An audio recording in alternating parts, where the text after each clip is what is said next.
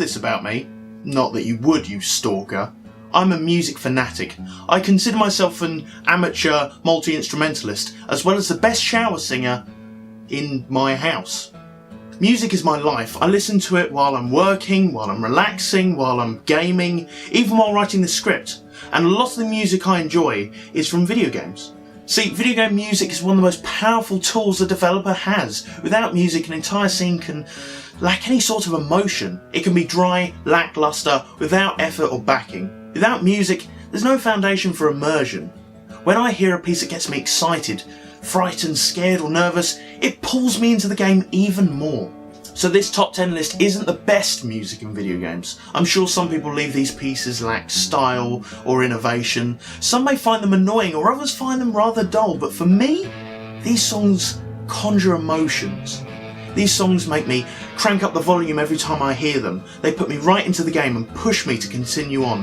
Whether it's fright, disgust, happiness, horror, sadness, anticipation or excitement, these songs make feels. There are rules though, one song per game franchise, and the piece of music had to have been an original composition.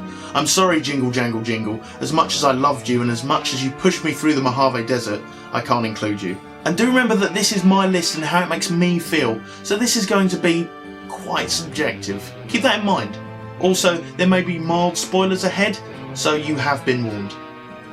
Without further ado, these are my top 8 emotion-provoking songs in video games.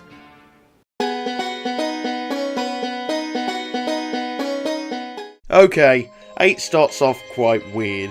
The Playrooms theme from Shadowman. Perhaps you've never heard of Shadowman, made by Acclaim Studios' Teesside division. You know, Teesside, up in there Middlesbrough lad. Sorry. It was a 3D platformer, Tomb Raider-esque, with a splash of liquid nightmare. It's like a demented priest's fever dream, but it's also nasty and engaging, and it takes on my favourite type of mysticism, voodoo. Seriously, what's not to like about voodoo? Apart from the hexes, and the voodoo dolls, and the zombies. Basically, Jack the Ripper 2.0 has created a cathedral of pain in the afterlife, where all sorts of nastiness happens. And one of the rooms is called the Playrooms. The music is just sickening. Unsettling baby chimes mixed in with screams, blood splatters, power tools and squeaking. It's the weirdest song I've ever had the displeasure of hearing. People always say the most fucked up tune in gaming is the Geiger's theme from Earthbound, but Playrooms takes the cake for me. A terrifying, fucked up cake.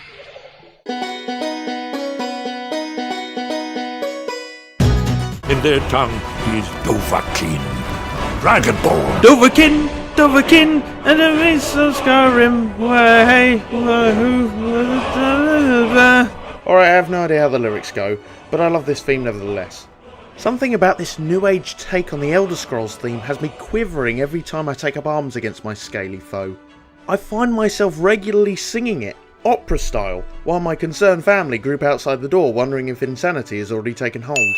God, the choir in this, the roaring of the bass, the grunts and bellows of the Nordic-themed undertones, the crashing of the percussion, the horns playing out the exhilarating fanfare in the background. Love it! Now I just need to learn dragon language.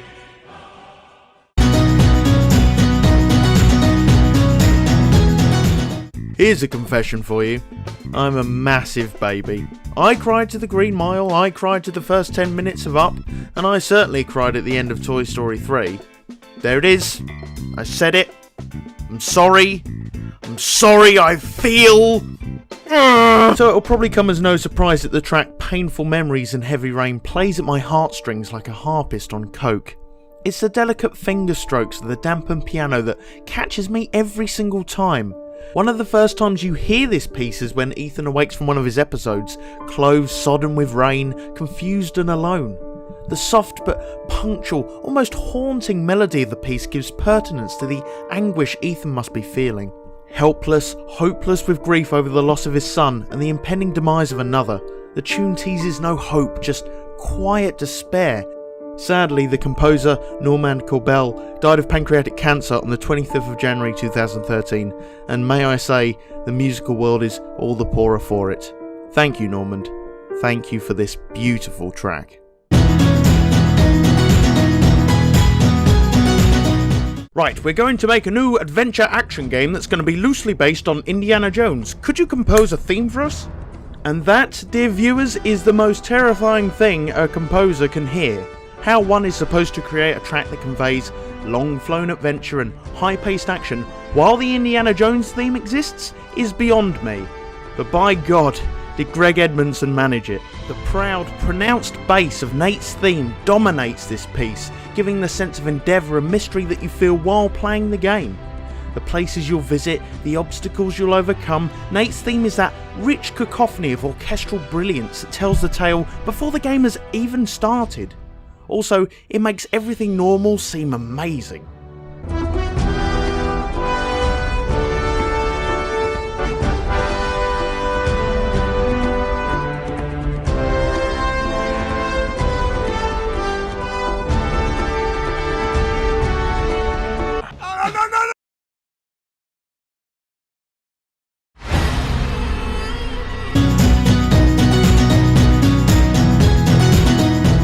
You know where stakes are important? Well, steakhouses and vampire hunting, yes, but Mass Effect 3 also. I'm a humongous fan of the Mass Effect series, if my past videos didn't convey that. Mass Effect.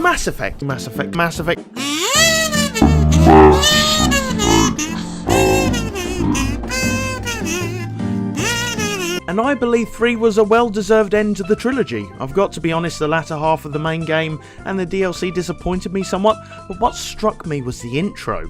As Shepard, free from custody and back on the Normandy, leaves Earth to seek help against the Reaper invasion, they look down to the child they had tried to save. And then in comes the music, soft, quiet, the pristine ivories of a solitary piano giving gravity to an already desperate scene. All fades out, all the gunfire and the bullets, just the theme. Just Shepard and the boy. Perhaps he's safe, perhaps he survived. And then that noise, that atrocity of sudden noise, that roar of the Reaper, the sound of death, deep and dark, the echo of impending doom. It cuts against the softness of the piano as the two fight, growing ever desperate to outdo one another. The track just works so brilliantly, leaving Earth, leaving it all behind. The suffering of the humans as the piano melody, the roar of the Reapers as the horns, it's haunting. And it's one of the many things that makes the third game so special.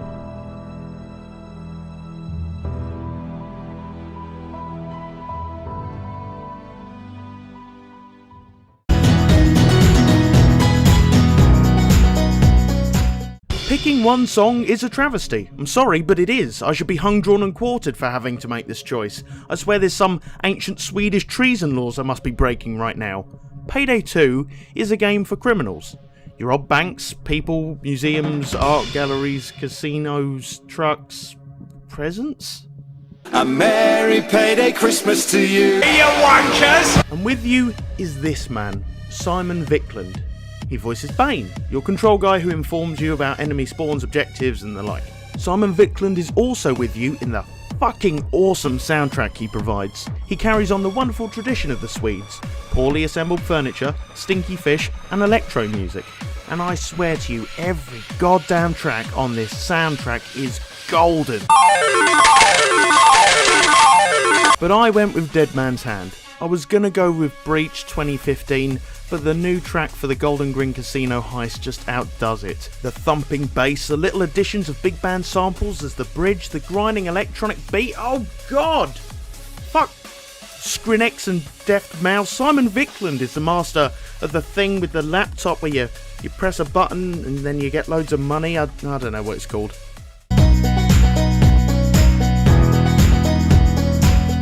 When it comes to unexpected music in video games, it's always a coin flip for whether it's going to work. You shouldn't expect a jaunty country theme in Silent Hill, neither should you expect people murdering violins in Mario. Then again... So at the end of Portal 2, when all is said and done, the parting gift delivered by GLaDOS is not only straight out of left field, it's downright weird. I mean, you come face to face with death. It's like some dudes pulling up for a drive-by and then singing Elton John at the top of their lungs. Cara mia addio, or Goodbye my dear in good old English, is an Italian aria sung by the turrets at the end of Portal 2. The ending already had me in goosebumps. The screaming of a crazed Whitley, the desperation of Chell to be rid of him, the introduction of GLaDOS, and then we get this. Ellen McLean is a goddess. She's amazing, she fucking is. And her old opera singing skills are not only surprisingly fresh, they're beautiful. It's a tease by GLaDOS, using her powers and control to create something beautiful for once. Devoid of science or logic, Cara Mia Addio is a song of respect and admiration. Perhaps even love, which the internet has looked a bit too deep into. No, stop, no, no, no, no, no! Before I get to number 1 spot, I need to stress how difficult this list was just to cut down to 8. Curse continuity. So, for the sake of my compulsive tendencies, here are a few honourable mentions that I've described for some reason in alliteration. Sweet sonic sounds swing super speeds.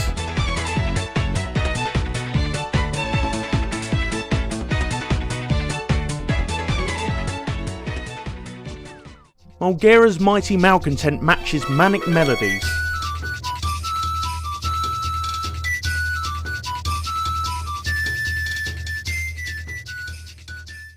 Do do do do do do.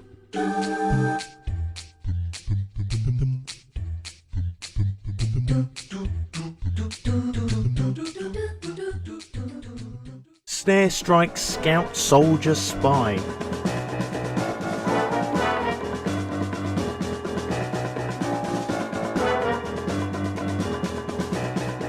Friendship falters for familiars found fighting foes. Fuck!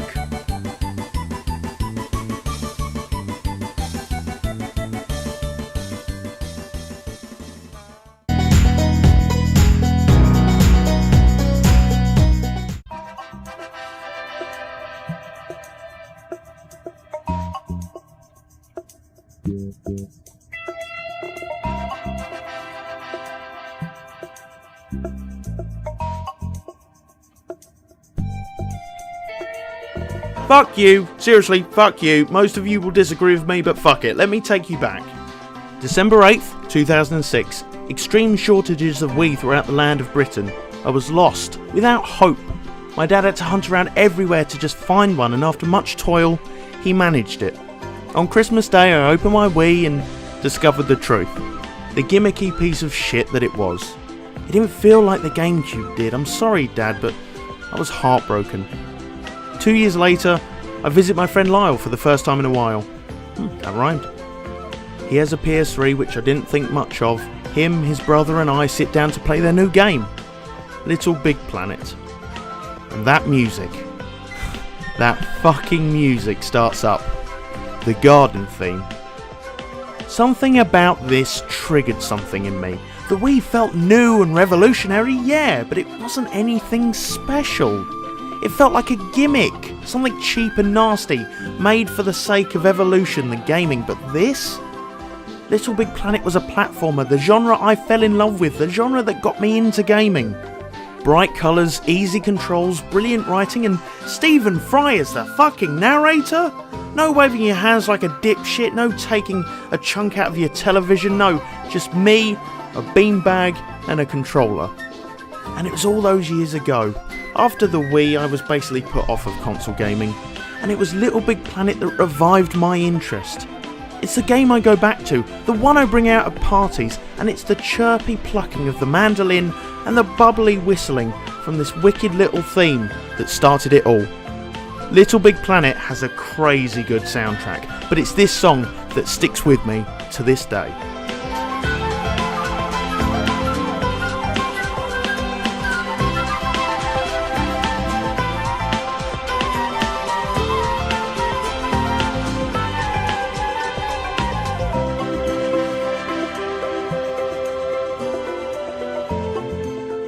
Hey guys, and thank you for watching the video. I hope you enjoyed it, and if you did, why not give the video a like, maybe share the video, or consider subscribing. I make content like this on a semi-regular basis. This video couldn't have been possible without Lord Hell, Spotting Games, Black Blob, DanQ8000, and Inbred Tripod 202.